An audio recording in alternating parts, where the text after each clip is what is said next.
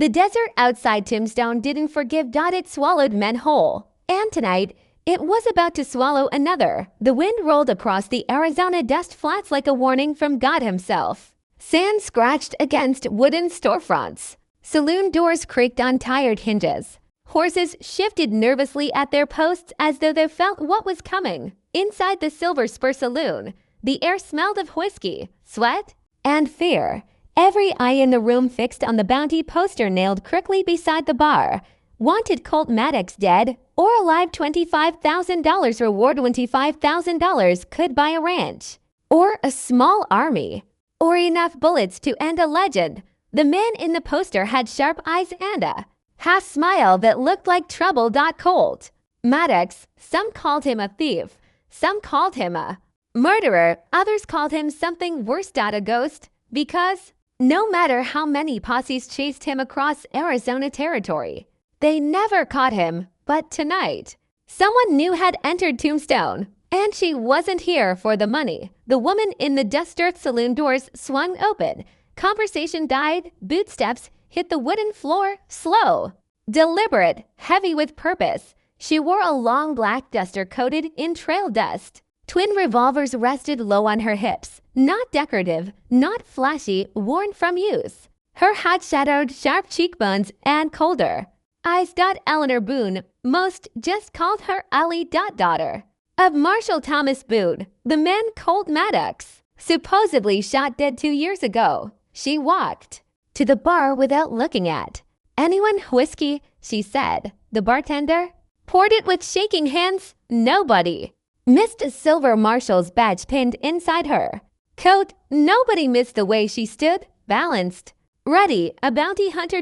And not the kind that missed. She took one slow drink before turning toward the wanted poster. Her father's blood had dried in the street outside the courthouse in Tucson. Witnesses claimed they saw Colt Maddox ride away that night. She had memorized his face from that poster.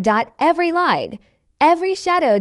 Every lie. And she had sworn on her father's grave she would bring him back. Dead if necessary. The first lead, an old prospector named Hal Briggs, finally spoke up. He was seen near the Dragoon Mountains. Hal muttered, 3 nights back. Robbed a supply wagon. Ellie didn't turn. Alone. Always alone. That wasn't true. Rumors said Colt rode with a small band once, but they'd been killed or scattered. Now he moved like a wolf, separated from the pack. She tossed coins onto the bar and left without another word.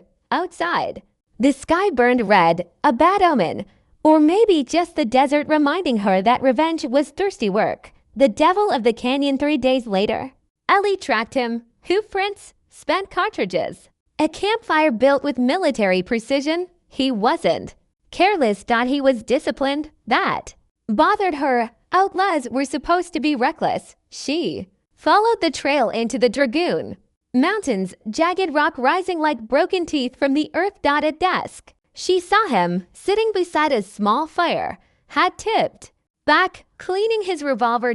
Colt Maddox, her pulse slowed, her breathing steadied. She drew first. Don't move. He didn't reach, didn't flinch. You're a long way from Tombstone, Miss Boone, he said calmly, her stomach twisted. She hadn't told him her name. You killed my father. He looked at her, then really looked at her. And something in his expression wasn't guilt. It was regret. I didn't, he said quietly. The desert went still. You expect me to believe that? She snapped. No, he replied.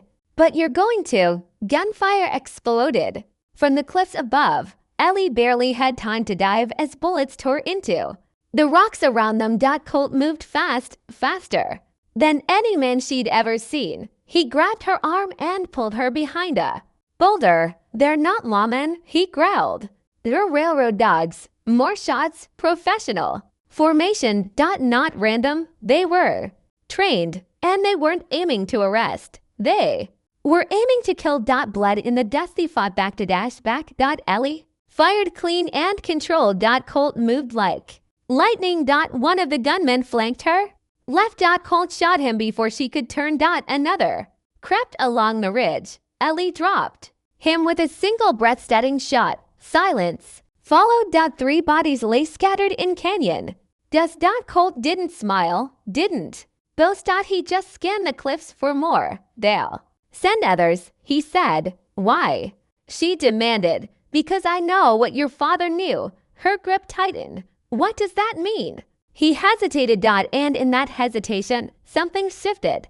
This wasn't the reaction of a killer cornered. This was the reaction of a man hunted. The truth she didn't want that night. Beneath a sky scattered with cold stars, Colt told her the story she had never heard. Marshall Boone had discovered a land scheme, railroad executives buying territory, illegally burning out homesteaders, staging robberies to justify military protection. Colt had stumbled onto it by accident when he robbed the wrong payroll wagon. He saw names, ledgers, bribes, sheriff, signatures, including one that ordered Boone's execution, signed by a railroad financier operating out of San Francisco. You're lying, Ellie whispered. I tried to warn him, Colt said. But they got to him first. Her chest felt hollow. For 2 years, her hatred had kept her alive. If it wasn't Colt, then she had been chasing the wrong devil. And why frame you? She asked. Because I was already an outlaw. Easy villain. Wine stirred the fire. She wanted to shoot him, wanted the world to stay simple. But the way he spoke her father's name, it wasn't mockery. It was respect. The choice he had done. Riders appeared on the horizon. More mercenaries, more rifles, more death. Colt stood. You can still turn me in, he said. Take the bounty. Walk away. She looked at him long and hard. If she arrested him now, she'd be safe. If she rode with him, she'd become a target. Her father had taught her something once. Justice isn't easy. If it were, cowards would wear badges. She holstered her revolver. Where's the railroad, man? Colt's jaw tightened. San Francisco. Then we ride west. For the first time, Colt Maddox looked surprised, not relieved, not grateful. Just surprised. And maybe, just maybe, hopeful. The road of no return as they rode out of the Dragoon Mountains together. Ellie felt something she hadn't expected. Not trust. Not forgiveness, but doubt. And doubt was more dangerous than hatred, because hatred gives you direction. Doubt forces you to think behind them. Smoke rose from the canyon where the mercenaries regrouped. The railroad wouldn't let this go. They'd send more men, better men, deadlier men. And if the bounty on Colt Maddox wasn't enough, they'd put one on Eleanor Boone too. The West had just changed. To hunted souls now rode beneath a burning sky. One chasing truth, the other chasing redemption, neither knowing that before this journey ended, one of them would be forced to choose between justice and love. The desert west of Tombstone did not care about innocence. It did not care about grief. It only cared about survival. And survival meant choosing who to trust. Ellie Boone had made her choice. But that didn't mean she slept easy. The ride west they rode through dry plains where the wind sang through dead grass like whispers of the buried.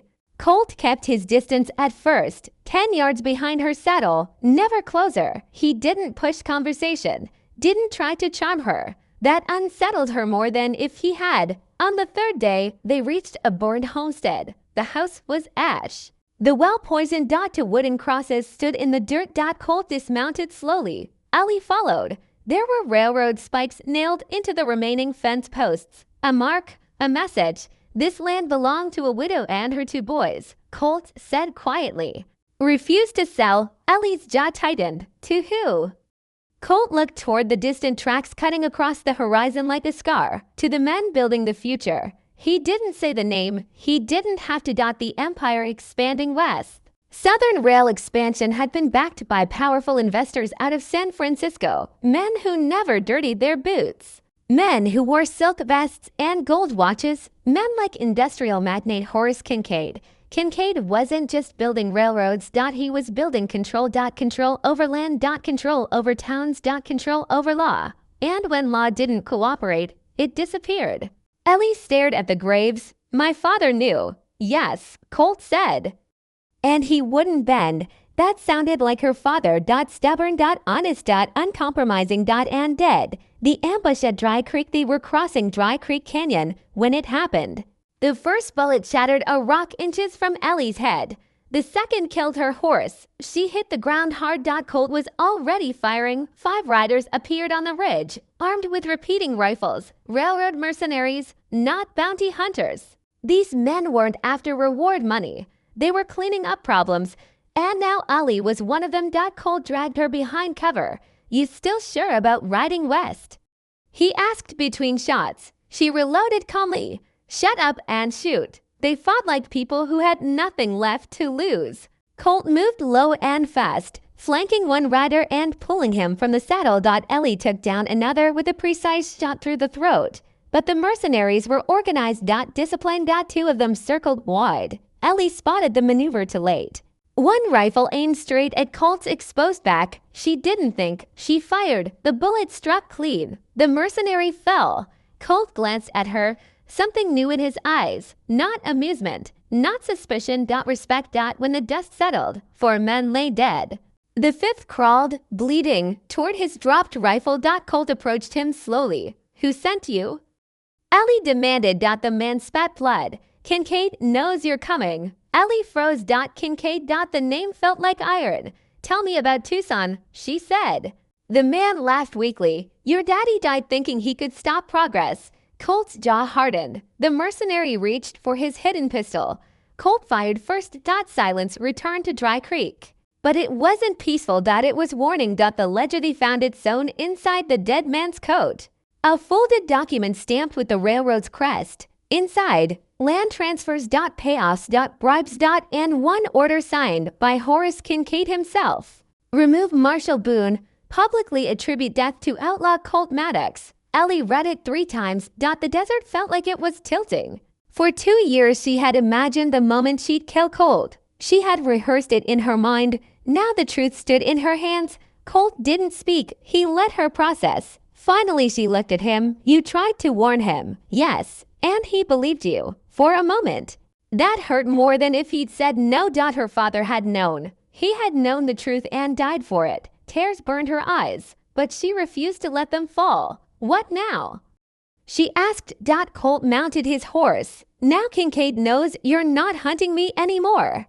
And that makes you dangerous. Nightfall confession. She camped near a narrow ravine. Ellie stared into the fire, clutching the ledger. Her entire life had been shaped by a lie.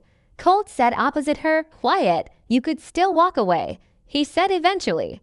And let him win, she replied. He didn't argue. The silence stretched. You ever kill a man you didn't have to? She asked suddenly. Colt looked into the flames. Yes, regret. Real and heavy. The first time, she pressed. He hesitated. I was 17. Thought I was defending my brother. Turned out I'd been manipulated. Man was unarmed. Ellie absorbed that. You regret it every day. She believed him. And belief was more dangerous than love. Because belief changes sides. The railroad town. 2 days later, they reached a rail construction settlement. Half-built, muddy, full of transient workers and armed guards. Rail cars stretched into the distance like iron snakes. The town didn't have a name yet, just numbers. Progress was mechanical. Soulless. They entered separately. Ellie posing as a traveler seeking work. Colt slipping through the back alleys. She overheard enough in the saloon to confirm what they feared. Kincaid was coming west personally. To inspect progress and eliminate threats, including them. A stagecoach would depart in 3 days carrying sensitive documents to San Francisco. If they could intercept it, they could expose everything. The first crack that night, a drunk railguard cornered Ellie behind the saloon. He grabbed her arm. You're too pretty to be wandering alone. She twisted free, but he shoved her against the wall. Before she could draw, the man collapsed. Colt stood behind him, blood on his knuckles. You didn't have to kill him, she said sharply. I didn't. The guard groaned. Alive. Colt stepped back. I'm trying to do better. The words weren't dramatic. They were quiet. Honest. That unsettled her more than anything. Because monsters don't try to be better. The kiss that shouldn't have happened later, beneath a half-built rail bridge, they argued. You don't get to decide what I can handle, she snapped. I'm trying to keep you alive. I don't need protecting. He stepped closer. And I don't need saving. The space between them tightened. The tension that had been simmering since Dry Creek finally broke. She kissed him first. Hard. Angry. Confused. He responded, but gently, like he was afraid she'd disappear. When they pulled apart, reality rushed back in. This changes nothing, she said. I know, but it changed everything. The stagecoach of secrets. Third morning. Dawn cold. The document stagecoach left under heavy guard. 6 armed escorts. 2 drivers. Colt and Ellie positioned themselves along a narrow pass. The attack was swift. Precise. Ellie shot the lead horse to halt momentum. Colt disarmed 2 guards before they understood what was happening. But one escort recognized Ellie. Boone, they said you were dead. Not yet, she replied. Gunfire echoed through the canyon. When it ended, the stagecoach was theirs. Inside the STRONGBX proved enough to destroy Kincaid publicly, enough to expose the murders, enough to clear Colt forever, but also enough to sign their death warrants. Colt looked at her. No turning back now. She met his gaze steadily. I burned that bridge when I chose you for the first time. He looked afraid. Not of death. Of losing her. The hunter becomes the Huntatas. They rode away with the stolen documents. A distant plume of dust rose behind them. A larger force. Organized. Relentless. Kincaid wasn't sending mercenaries anymore. He was sending a message. Ellie tucked the ledger safely inside her coat. The wine carried the sound of approaching riders, and for the first time since she'd left Tombstone, she felt something stronger than vengeance. Hope. But hope in the West was fragile. And Horace Kincaid did not forgive. He erased. And in San Francisco, he was preparing a trap big enough to swallow legends. By the time the Pacific wind touched their faces, Ellie Boone understood something simple and terrible. The West didn't end in the desert. It transformed. And in San Francisco, it wore gloves. The city built on Great San Francisco rose from the coastline like a promise. Carved from gold, ships crowded the harbor. Bank towers cast long shadows over cobbled streets. Horse drawn carriages rolled past, men in tailored suits and women in silk dresses who would faint at the sight of blood, but profit from it without hesitation. Ellie had never seen anything like it. Back in Tombstone, Power wore a badge and carried a rifle. Here, Power wore CUFFLINKS. Colt rode beside her in silence.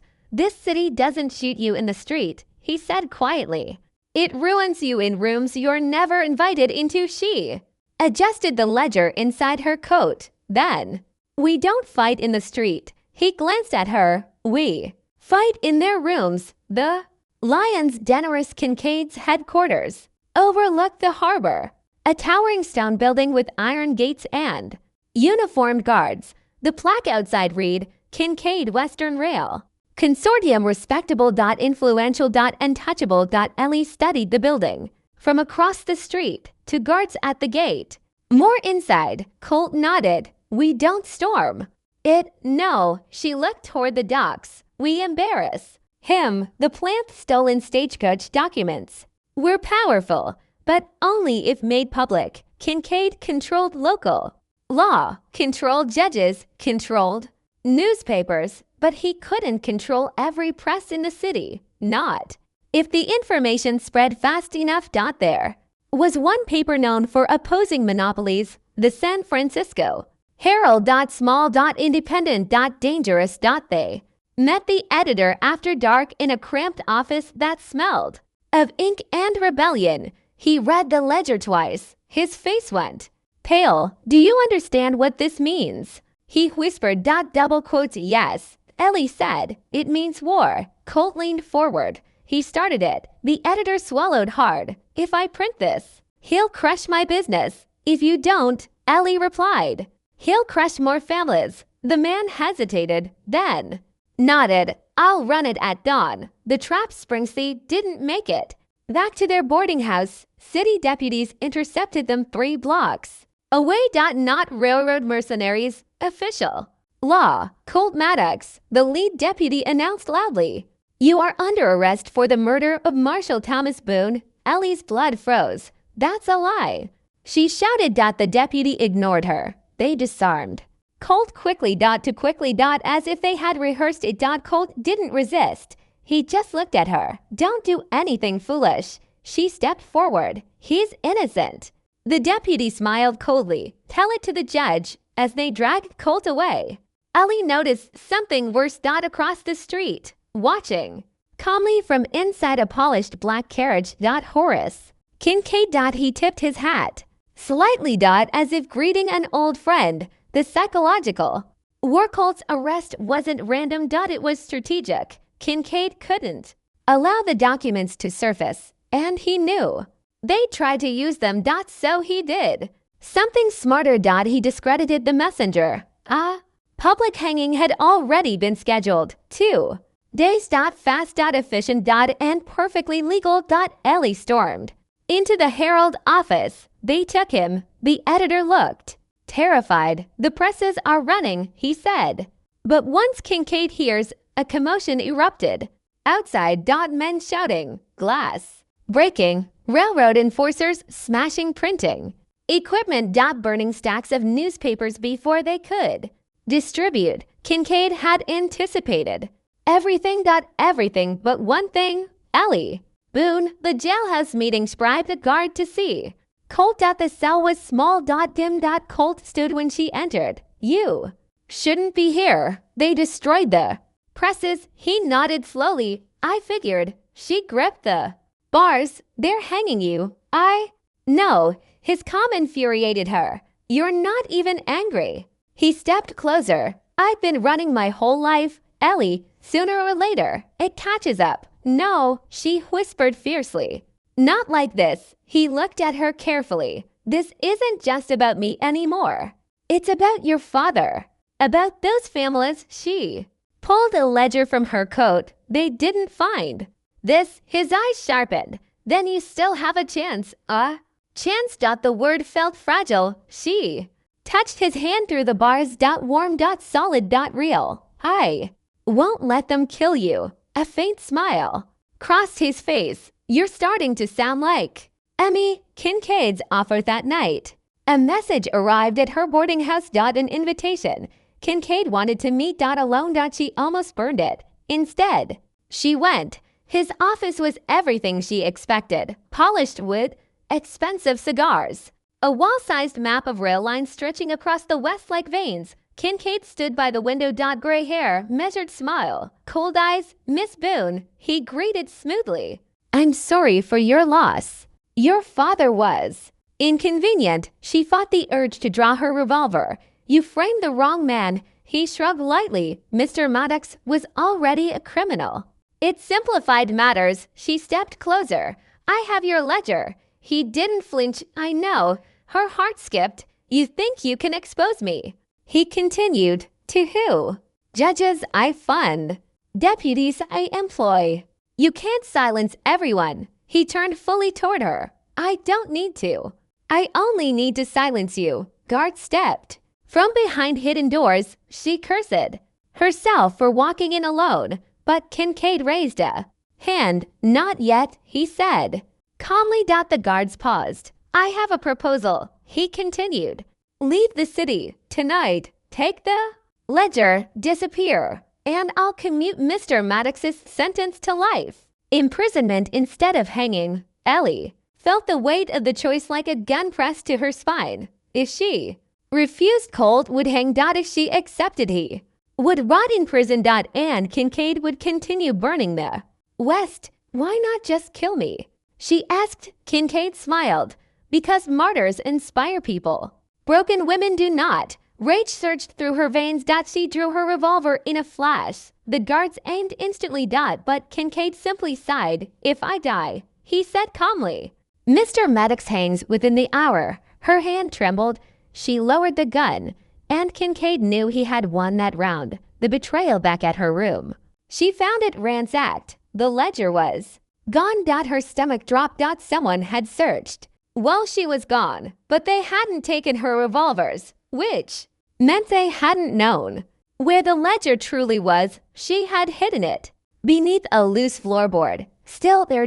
Untouched. Then She heard it, a floorboard creak behind her. She spun. The Herald editor stood there, gun raised, tears in his eyes. "I'm sorry," he whispered. "They threatened my daughter. Her world seemed to collapse inward. "How much did he pay you?" she asked coldly. "They didn't pay me. They promised protection." Footsteps thundered up the stairs. Railroad enforcers. The editor lunged for the ledger. Ali shot him first. The sound echoed brutally.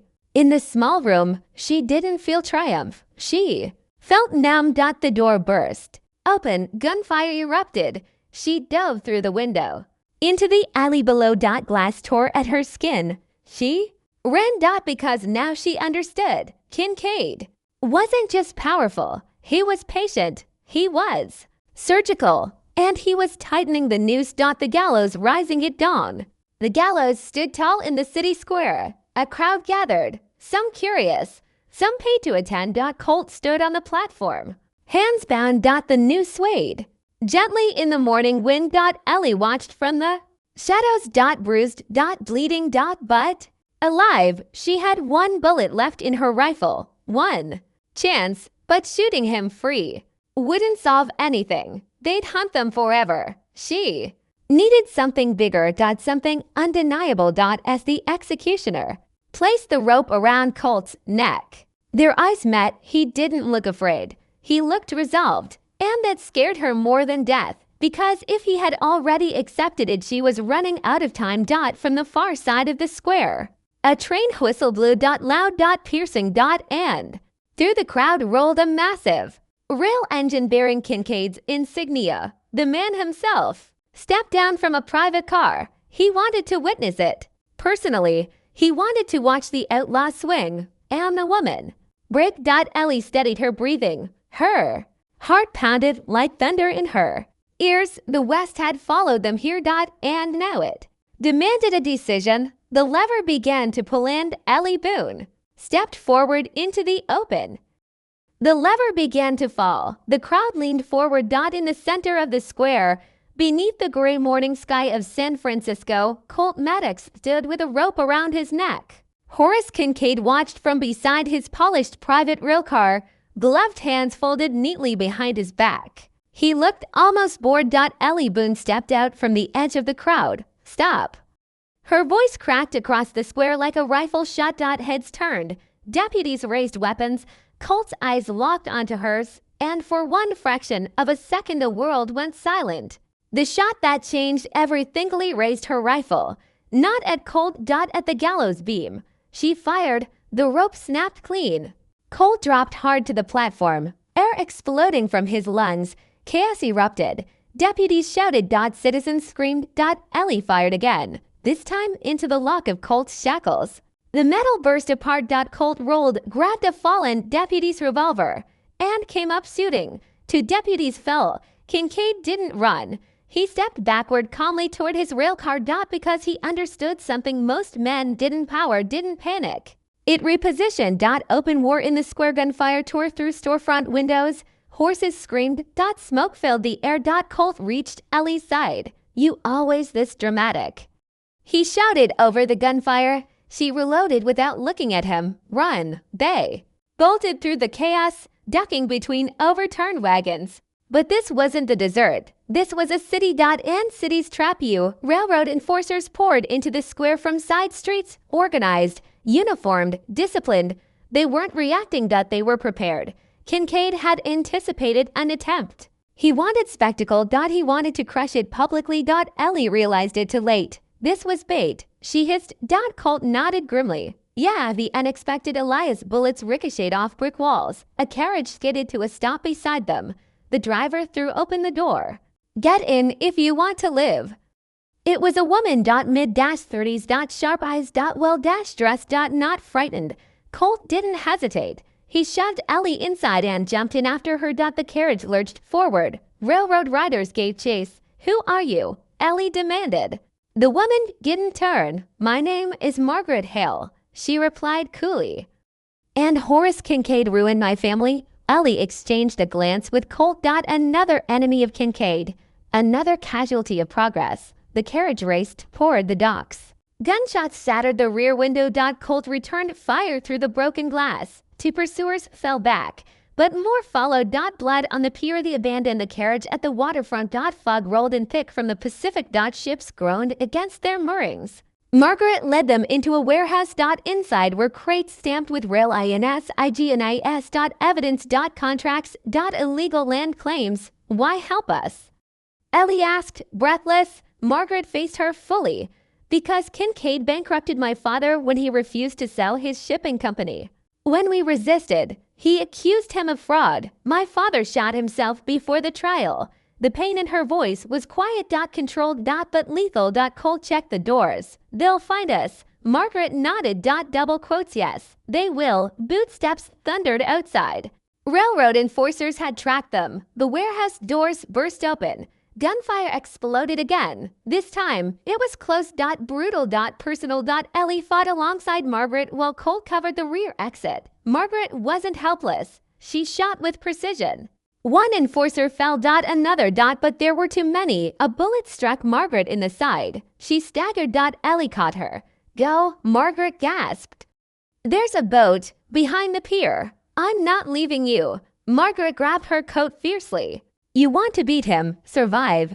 Colt pulled Ellie toward the back exit. The warehouse was engulfed in flames, set deliberately to destroy evidence. Margaret fired one last shot toward the advancing enforcers. Then the ceiling collapsed, and she disappeared beneath fire and smoke. Ellie screamed her name, but Colt dragged her into the fog, because survival sometimes feels like betrayal. The boat into the misty untied the small fishing boat and pushed into open water just as railroad riders reached the pier. Bullets struck wood inches from Ellie's head. Colt fired back until the fog swallowed them whole. Only when the city faded behind them did the gunfire stop. Ellie stared back at San Francisco. Smoke rose from the warehouse. From the square. From everywhere. Kincaid hadn't lost. He had escalated. The death that broke something that reached a rocky shoreline miles north of the city. Colt secured the boat. Ellie sat on the cold sand, hands trembling. She didn't have to die, she whispered. Colt knelt beside her. She chose to fight. She believed in us. He didn't answer. Because belief had a body count now. Margaret Hale wasn't a casualty of random violence. She was proof that Kincaid destroyed anyone who resisted. And Ellie had dragged her into the line of fire. Guilt crept into her chest like poison. Colt gently turned her face toward him. This isn't on you. She shook her head. I brought him here. No, Colt said firmly. Kincaid brought himself. Kincaid's messages. They prepared to move inland. They saw it. Smoke rising from the direction of the road south. They followed cautiously and found 3 bodies hanging from a tree near the trail, pinned to one chest. This is what happens to those who aid criminals. H.K. Ellie recognized one of the men. A dock worker who had shouted encouragement when she interrupted the execution. Innocent. Dead. Colt stared at the bodies grimly. He's turning public opinion. Ellie clenched her fists. He's turning fear into loyalty. Kincaid wasn't just killing enemies. He was making examples. Making citizens afraid to resist. And that made him more dangerous than any gunslinger. The breaking point. They made camp in a hidden cove that night. No fire. No light. Ellie sat apart from Colt, staring into darkness. I kissed you, she said quietly. He looked up. Double quotes. Yes, that was before people started dying for us. He didn't respond immediately. Do you regret it? She swallowed. I don't know what I regret anymore. Colt moved closer, but didn't touch her. If you want to walk away, I won't stop you. And let you die alone. A faint smile tugged at his mouth. You see, that's the problem. She finally looked at him fully. We can't just expose him, she said. He owns the courts, the press, the law. Colt nodded.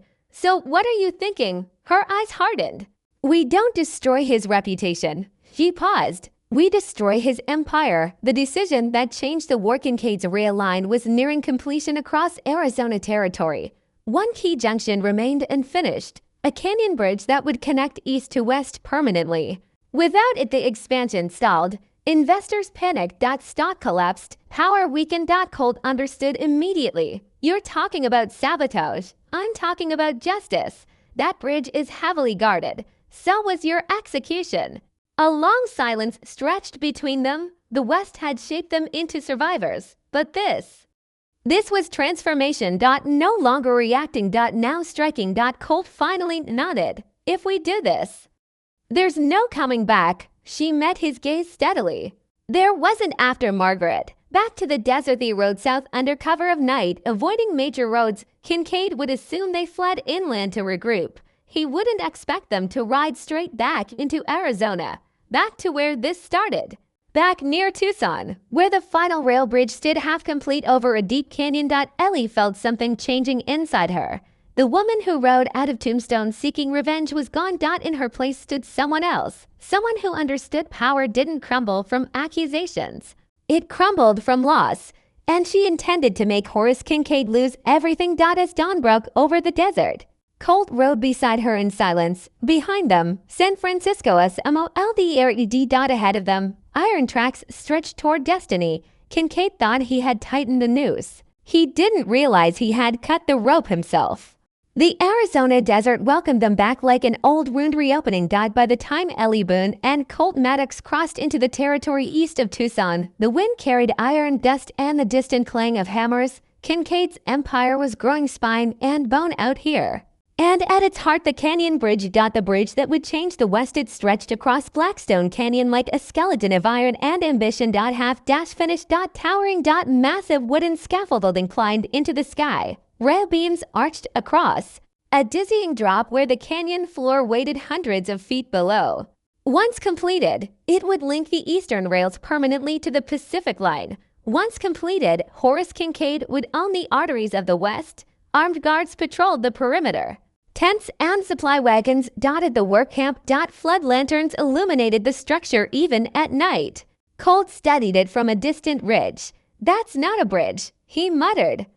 "That's a statement." Ellie lay beside him, spyglass raised. "He's finishing it ahead of schedule. He knows we're coming." She lowered the glass. Yes, the weight of the decision. Destroying a rail line was one thing. Destroying a bridge like this? That would echo across the country. Investors would panic. Markets would crash. Kincaid's reputation as unstoppable would fracture. But workers would be caught in the blast if they weren't careful. Ellie's jaw tightened. "We wait until the night shift changes," she said. Minimal crew on the central span. Colt looked at her carefully. "You're thinking like a commander." She didn't respond because she wasn't sure when she had stopped being a marshal's daughter chasing revenge and started becoming something else entirely. The infiltration theme moved at dusk, disguised in stolen worker coats, hats low, tools slung over shoulders. The guards barely glanced at them. Men were replaceable out here. Labor was cheap. Fear was cheaper. They blended into the workforce, climbing the scaffolding slowly, deliberately. Each step echoed over the canyon. Wind held beneath them. The drop below swallowed sound. Ellie's pulse remained steady. Colt leaned close. "Charges." She tapped her satchel, enough to cripple the central support. "And if they catch us?" She met his eyes. "Then we make sure it still falls." The first crack. They reached the midpoint under cover of darkness. Workers rotated down for supper. Guards relaxed slightly. Ellie worked fast, hands steady as she placed dynamite along the primary support beams. Colt covered her, scanning constantly. Then a voice behind them. "Well now, I was hoping it'd be you too." They turned. A familiar face stepped forward. Deputy Aaron Pike. He had been present at Colt's arrest in San Francisco. Now he wore railroad colors opally. "You switch sides," Ellie said coldly. Pike smirked. "Side that pays better." He raised his rifle. Colt moved first, but Pike fired. The bullet struck Colt in the shoulder. He staggered backward, nearly losing balance over the canyon edge. Ellie shot Pike twice in the chest. He dropped instantly, but it was too late. Guards below had heard the gunfire. Shouts erupted. Lanterns swung upward. The alarm had begun. Fire over Blackstone Canyon. Colt pressed his hand against his bleeding shoulder. "I'm fine," he growled. "You're not. Finish it." Bootsteps thundered onto the bridge. Rifles aimed. Ellie lit the fuse. Guards opened fire. Wood splintered. Metal rang. Colt returned fire one-handed, dropping to men. Ellie grabbed him. "We have seconds." They ran across the narrow span as bullets whistled past them. A guard tackled Ellie near the edge. She slammed her elbow into his throat, then threw him over the side. His scream disappeared into darkness. The fuse burned fast. Too fast. They were still on the bridge when the first explosion erupted. The blast ripped through the support beam. The structure shattered violently. Guards stumbled. More explosions followed. Iron groaned like a wounded beast. "Jump!" Colt shouted. They dove from the side scaffolding into the river below just as the central span collapsed in a roaring cascade of wood and steel. The bridge split in half. Fire lit the canyon. The symbol of Kincaid's dominance shattered. The price of Victorielli dragged Colt to shore. His shoulder bled heavily. The river current carried flaming debris downstream. The canyon echoed with shouts and confusion. They had done it. But Colt's breathing grew shallow. She tore fabric and pressed it to the wound. "Stay with me." He gave a weak smirk. "Bridge looks worse than me." She didn't laugh. "Don't you dare." He reached up with his good hand, brushing her cheek. "You could have walked away and miss all this." She whispered bitterly. Hoofbeats sounded upstream. More riders. Kincaid wouldn't tolerate this. Not now. Not ever. The man who finally rode west be dawn. Word had spread like wildfire. The canyon bridge destroyed. Millions lost overnight. Investors furious. Kincaid humiliated publicly. And for the first time he left San Francisco. He arrived by private rail as far as the tracks allowed. Then by carriage toward the ruined canyon. Horace Kincaid stood at the edge of Blackstone Canyon, staring down at twisted metal and smoldering wood. His expression did not change, but his eyes hardened into something colder than before. "Find them," he said quietly, "alive." He paused. Double quotes, no. Double quotes. The Hidutelli brought Colt to an abandoned miner's cabin miles from the canyon. She cleaned the wound carefully. The bullet had passed through. Painful. But survivable. "You should leave," Colt said weakly. She didn't look at him. "I'm tired of you telling me that. They'll hunt you twice as hard now." "Good." He studied her through half-lidded eyes. "You've changed." She tied the bandage tight. "So have you." Outside, the desert wind carried distant sounds of riders searching. Posters would be printed by noon. Not just for Colt Maddox, but for Eleanor Boone. Wanted for treason. Sabotage. Murder. Their bounty would double. Triple. Because now this wasn't about revenge. It was about authority. And authority does not forgive humiliation. The quiet before the next storm that night. Colt woke to find Ellie sitting by the window, rifle across her lap. "You should sleep," he murmured. She didn't turn. "I keep seeing her. Margaret." She nodded slightly. "Every step we take costs someone." Colt struggled upright despite the pain. "And if we stop?" She finally faced him. "Then he wins." A long silence filled the cabin. Finally, Colt said quietly, "Then we don't stop." He reached for her hand. This time, she didn't hesitate. The war had shifted. Kincaid was no longer distant. He was here. In Arizona. Angry. Personal. And men like him did not lash out wildly. They calculated. Ellie knew what was coming next. He wouldn't just hunt them. He would hurt something she loved. And that thought chilled her more than the desert night ever could. Far away, beneath lantern light, Kincaid studied a map of Tombstone. He tapped the location thoughtfully. "If you want to break a person," he said calmly to his men, "you don't chase them." He smiled faintly. "You take away home." The desert was too quiet. Ellie Boone felt it before she saw it. That unnatural stillness that settles over land right before something terrible happens. From the ridge overlooking Tombstone, smoke rose into the pale morning sky. Not from cook fires. Not from chimneys. From buildings. Multiple buildings. Her heart stopped. "No." She whispered. Colt followed her gaze, and his face went hard. The return to Ashesty Road hard. Too hard for Colt's healing shoulder. But he didn't complain. As they entered Tombstone's outskirts, the smell hit them first. Burned wood, burned fabric, burned memories. The Silver Spur Saloon was half collapsed, storefront windows shattered. The marshal's office blackened and gutted. Citizens moved through the wreckage in stunned silence. Ellie dismounted slowly. Every step toward town felt heavier. An old woman recognized her. "They came at night," she said, voice trembling. Railroad men said it was punishment. Double quotes punishment. For the bridge, for the humiliation, for defiance. Ellie clenched her jaws so tight it hurt. Casualties? She asked. The woman hesitated, then nodded toward the small church. Inside, 3 bodies lay beneath sheets. One was a shopkeeper who had once slipped Ellie free ammunition after her father died. Another was a stable boy who used to run errands for her, the 3rd Sheriff Caleb Turner, her father's old deputy, the man who had helped raise her after Thomas Boone was buried. Ellie dropped to her knees. Caleb's face was calm. A bullet wound in his chest. Colt stood quietly behind her. No words. No comfort. Because some grief doesn't accept either. The message in the rubble pinned to the church door was a note. Progress requires sacrifice. H.K. Ellie tore it down with shaking hands. She didn't cry. She didn't scream. She went still. That scared Colt more than anything. Ellie, he said carefully, this is what he wants. She stood slowly. He wants fear and rage. Colt added. She turned to him. Her eyes were different now.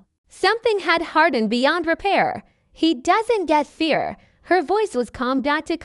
He gets war. The man from before as they surveyed the damage. A familiar voice called her name. Ellie. She turned sharply. Standing near the ruined well was Daniel Mercer, her childhood friend, the boy who once carved their initials into a cottonwood tree. Now a grown man, broad-shouldered, scarred, wearing a deputy star. I heard about the bridge, Daniel said. And then this. Colt stiffened slightly. Daniel's eyes moved to him. So this is the outlaw. Colt met his stare evenly. And you're the law. Someone has to be, Daniel replied. Ellie stepped between them. This isn't the time. Daniel looked at her, searching. You're with him. Yes. A long silence. I came back to help, Daniel said finally. Tombstone's not standing alone. Colt crossed his arms carefully to avoid his shoulder. Appreciate it. But this isn't just about Tombstone anymore. Daniel's gaze sharpened. Then what is it about? Ellie answered, ending Kincaid, the line she almost crossed that night. As townsfolk gathered to bury their dead, Ellie walked alone to the cemetery where her father lay. The grave marker stood untouched by fire. She knelt before it. I thought revenge was enough, she murmured. Wine stirred the desert grass.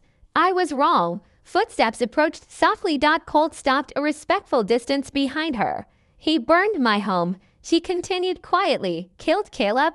Hurt people who had nothing to do with this. She stood slowly. There's a rail supply convoy heading to Prescott tomorrow.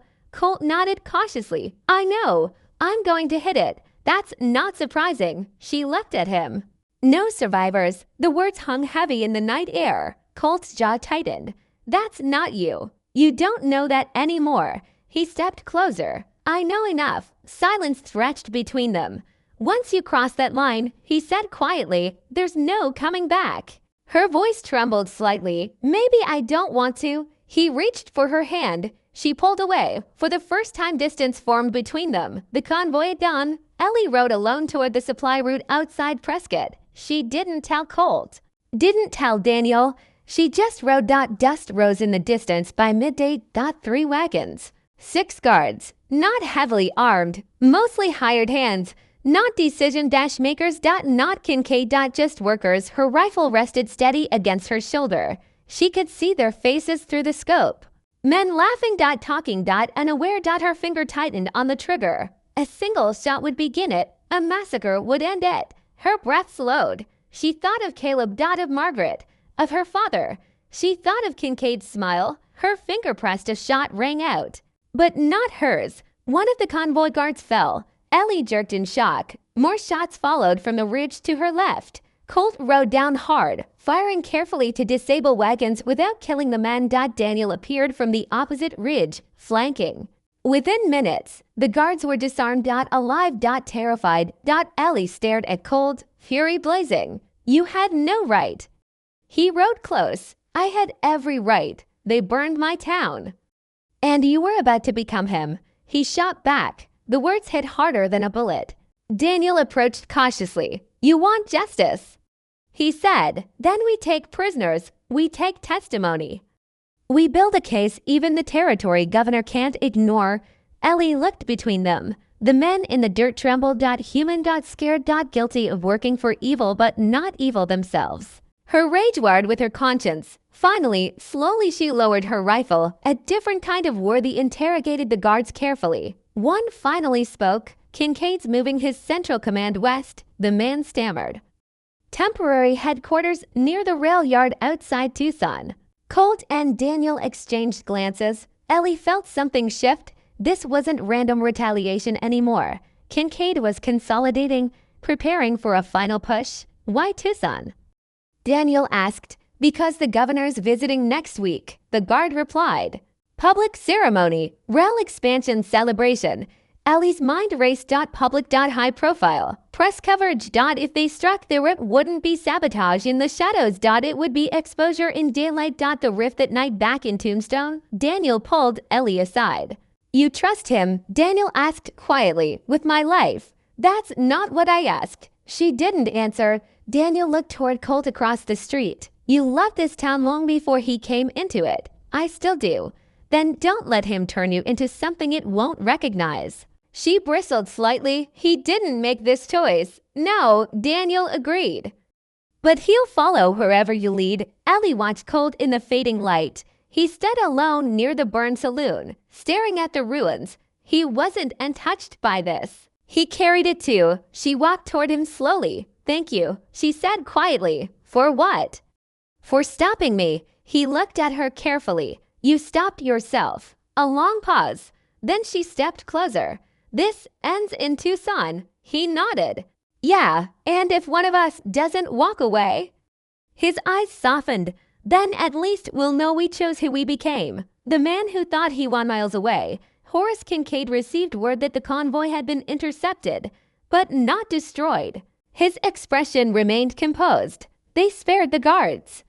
He asked, Yes, sir. A faint smile appeared. Good. His aide frowned. Good. It means she still believes she's better than me. He turned to the map, tapping Tucson thoughtfully. People who cling to morality are predictable. He adjusted his cufflinks. Prepare the ceremony outside. Workers rebuilt rail lines with renewed urgency. Security doubled. Riflemen posted on rooftops. Kincaid wasn't retreating. He was inviting them. And this time he intended to end it publicly. Back in Tombstone, Ellie stood beneath the desert stars, the town scarred, the graves fresh, her heart heavy, but her purpose clear. The line she almost crossed still lingered in her mind. She knew now what Kincaid wanted. To corrupt her. To make her lose herself. She wouldn't give him that satisfaction, but she would give him something else. Consequences. As dawn crept over the horizon, 3 riders left Tombstone together. Ellie Boone, Colt Maddox. Daniel Mercer. Riding toward Tucson, toward a ceremony meant to celebrate progress, toward a stage built for power. And toward a confrontation that would decide whether justice could survive in a world ruled by iron. The rail yard outside Tucson had never seen such spectacle. Flags lined the unfinished platform. Brass musicians rehearsed patriotic marches. Polished rail cars gleamed beneath the desert sun. Workers stood scrubbed and presentable, instructed to smile for photographers brought in from San Francisco.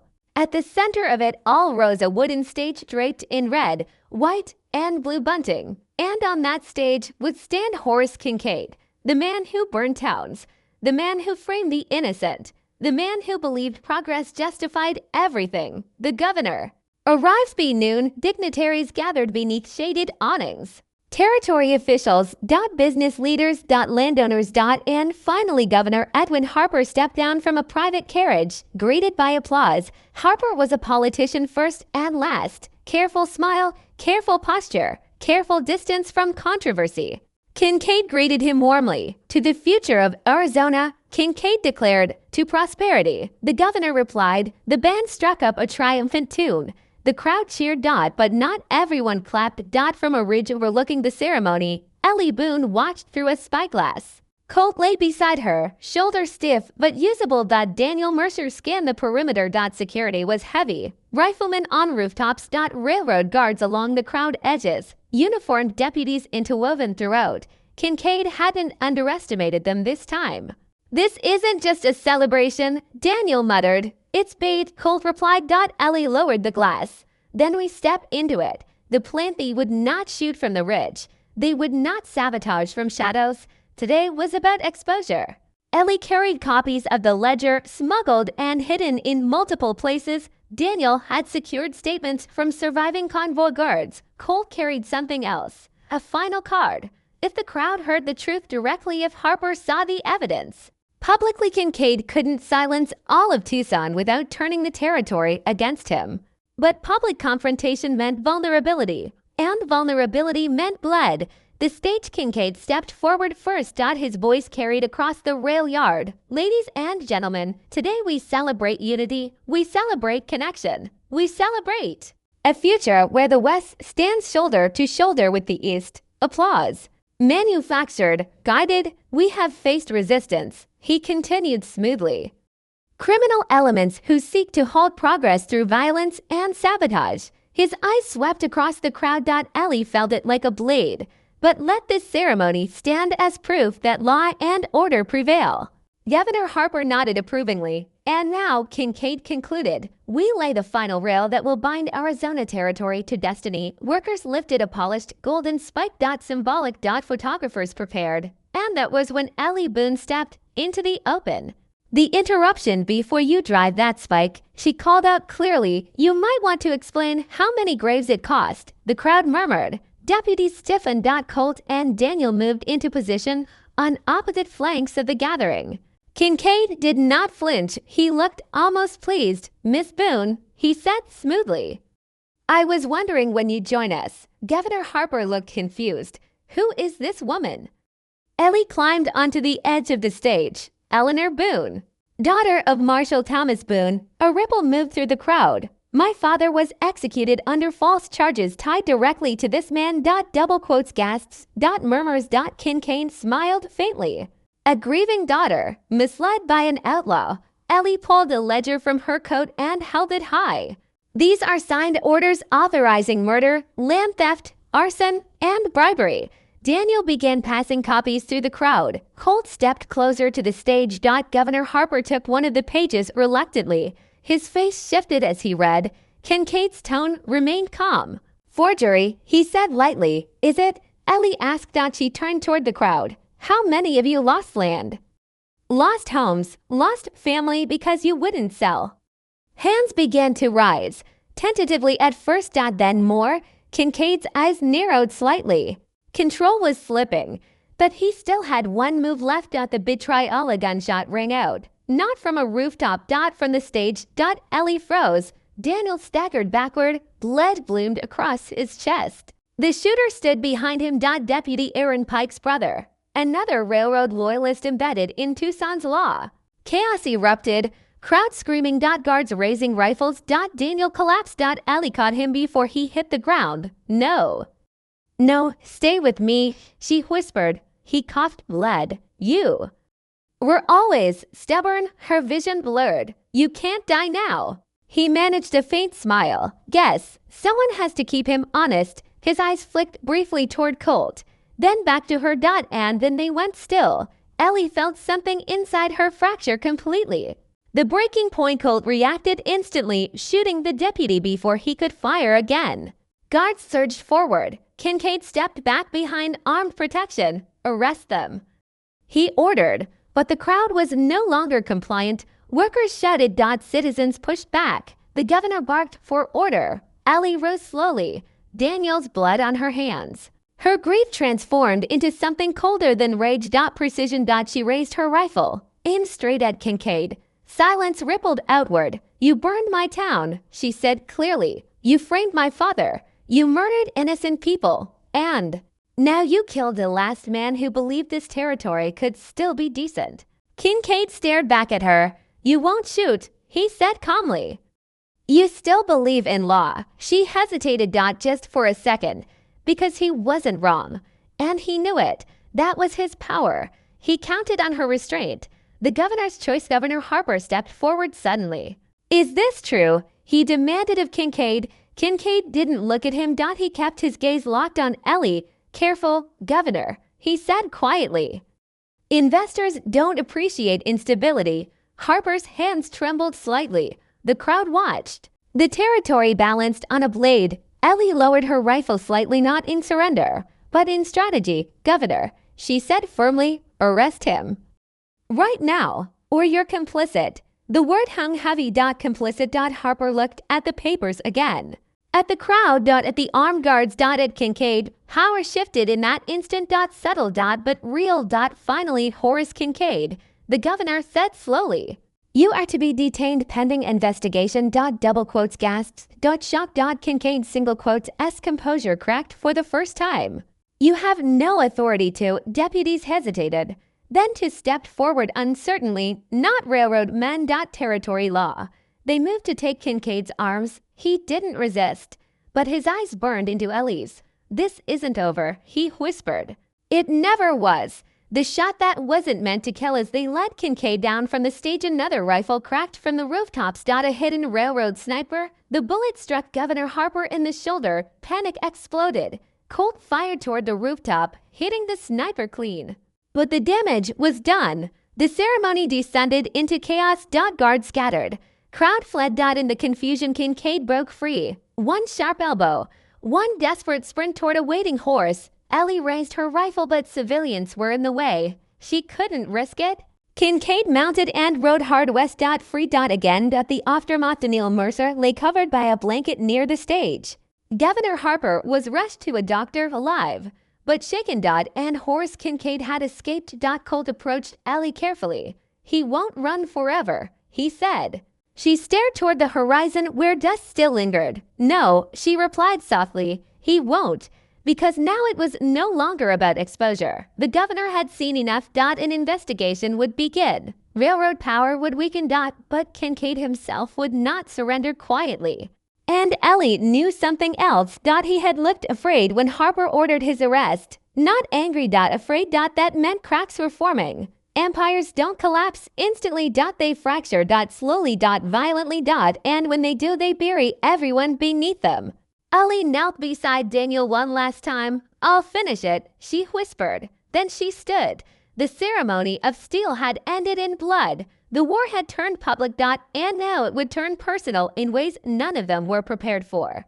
Horace Kincaid did not flee blindly. Men like him never did. By nightfall, after the chaos in Tucson, he had already vanished into the open desert with a tight escort of loyal railroad mercenaries. He didn't head toward a city. He didn't head toward safety. He headed toward territory only he fully understood. The unfinished western spur line near the abandoned mining settlement outside Bisbee. Isolated. Defensible. Stocked with supplies. If he could regroup there, he could disappear into Mexico or return with hired guns and reclaim control through fear. Kincaid believed something fundamental.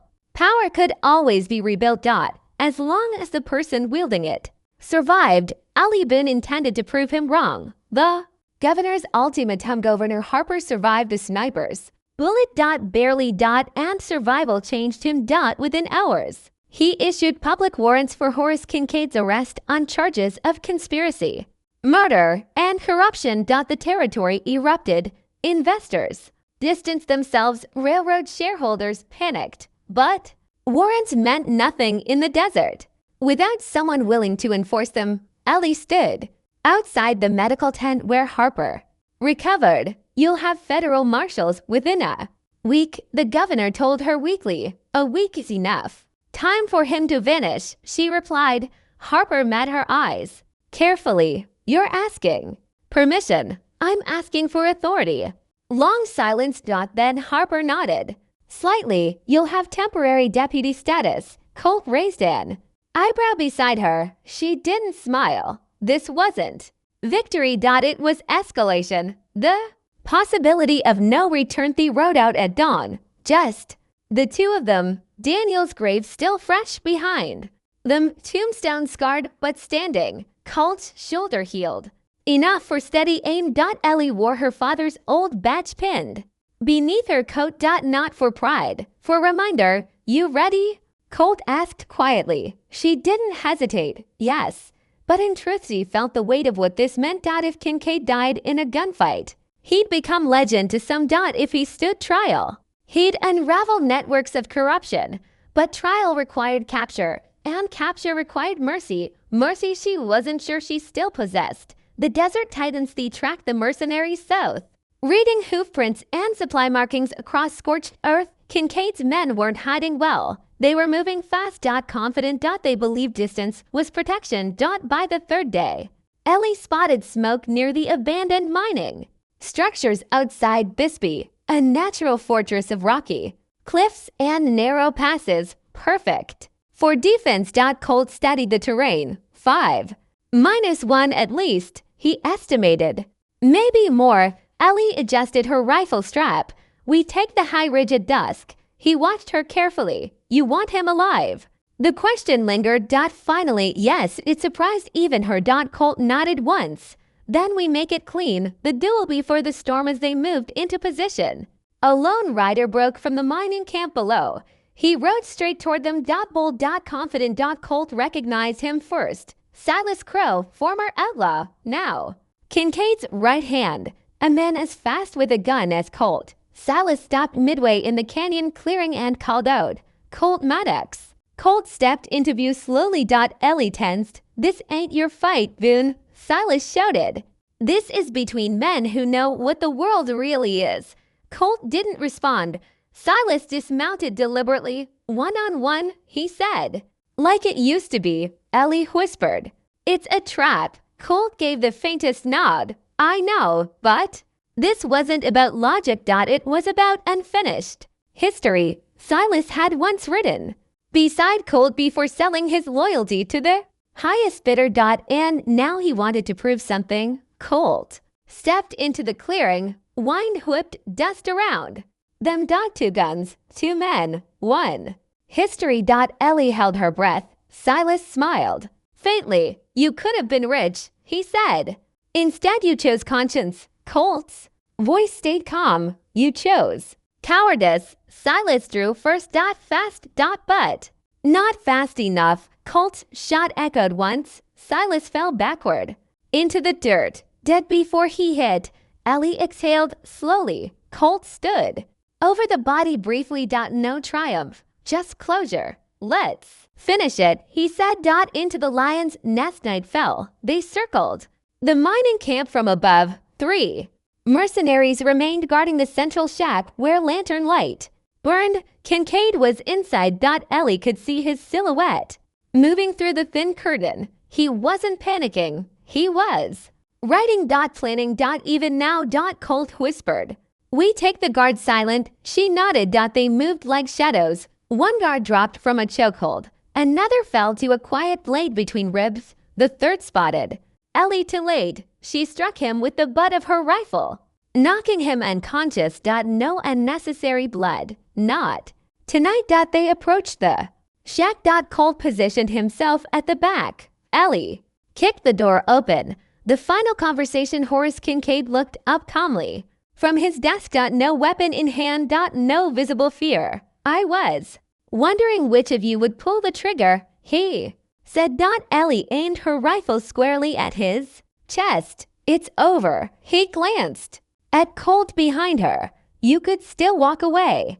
Maddox. Colt didn't respond. Kincaid sighed. You truly believe the governor will clean this up? That the investors won't replace me with someone worse? Maybe, Ellie said. But you won't be there to see it. He stood slowly. Go ahead then. Shoot. Her finger tightened. She imagined Tombstone burning, Daniel falling, Margaret buried in fire, her father's blood in the street. Kincaid spread his arms slightly. You won't do it. You need me alive to justify yourself. The words hit there. Mark, because part of her did. Justice meant law. Law meant trial. Trial meant control. But rage demanded something simpler. Colt's voice broke through her thoughts. Ellie, just her name, nothing more. A reminder. She stepped forward and struck Kincaid across the face with the rifle stock. He fell. Hard. Dazed. Alive. She pulled shackles from her belt, snapped them around his wrists. You don't get a martyr's death, she said coldly. You get a cell. For the first time, real fear flickered in his eyes. The shot in the dark led him outside the desert. Silent. But silence lies hidden Mercenary fired from the rocks above. The bullet tore into Colt's side. He dropped instantly. Ellie fired back, hitting the shooter clean, but Colt lay still, blood spreading fast across his shirt. Kincaid laughed hoarsely through split lips. Even when I lose. You lose? Ellie ignored him. She dropped beside Colt. Stay with me, she whispered. Desperately, he tried to speak, coughed. Blood, her hands pressed against the wound. The dessert fell to Big Dot to Empty Dot. She had won, but at what cost? Colt's eyes locked onto hers. You did it, he breathed faintly. Don't you dare leave me, she whispered. HOFBATS sounded in the distance. Territory. Deputies responding to smoke signals from the ridge. Help was coming, but blood doesn't wait for law. Ellie held Colt as the desert night closed in around them.